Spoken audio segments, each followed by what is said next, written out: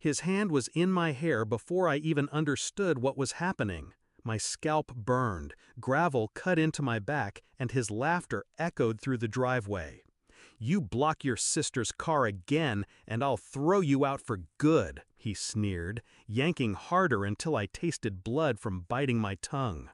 When he reached the trash cans, he kicked me into one, the lid slamming shut above me. Useless things belong in the dump. The world went silent for a moment, except for his laugh. My mother's voice cut in, sharp but distant. "She has no future anyway." They thought they'd broken me. They had no idea what I would do next. I wasn't always their enemy. When I was younger, my father carried me on his shoulders. He used to clap at my school plays, even if I forgot my lines. My mother tucked me into bed, whispering, "You'll do great things someday." But somewhere along the way, I stopped being a daughter and became their scapegoat. My sister shined. Perfect grades, perfect smile. I became the shadow they mocked at dinner. Small failures turned into ammunition. "Why can't you be like her? What will you ever do with your life?" I thought it was disappointment, but it wasn't. It was cruelty. The first time I realized it, my father shoved my sketchbook into the fire, laughing at the drawings I'd hidden. My mother watched, silent. That was the moment I understood. They didn't want me to succeed. They wanted me to disappear. So I stopped crying. I started watching, listening, and planning. The plan came together the night my father dragged me into the trash. I sat awake in my room, bruises blooming along my arms, hair tangled with gravel. Rage wanted me to scream, but I forced it down. I knew the law better than he did. I'd been studying it quietly in libraries they thought I wasted time in. Abuse leaves marks, but it also leaves witnesses. Neighbors had seen him. My teachers had noticed bruises. My phone, hidden in my pocket that day, had recorded every word. Useless things belong in the dump. He thought I was powerless. But in that moment, I was already building the case that would ruin him. I didn't confront him right away. Instead, I played the part he expected, quiet, withdrawn, the failure. While he smirked at his victory, I collected evidence. Every insult, every shove, every bruise documented. I reached out to Mr. Callahan, a lawyer my grandfather once trusted. I gave him everything. "Stay silent," he advised. "Let them think you've given up. It'll make the fall that much harder." So I did.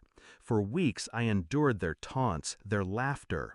My mother sneering, "No future." My father smirking, "Trash." But I didn't break. I sharpened.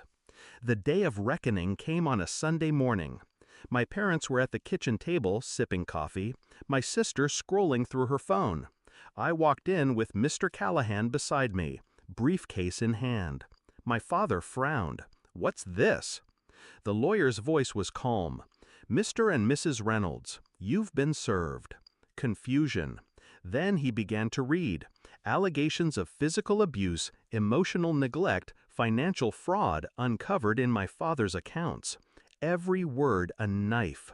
I placed my phone on the table, hit play. His voice filled the kitchen. "Useless things belong in the dump." My mother's, "She has no future anyway." My sister's eyes widened. She hadn't known.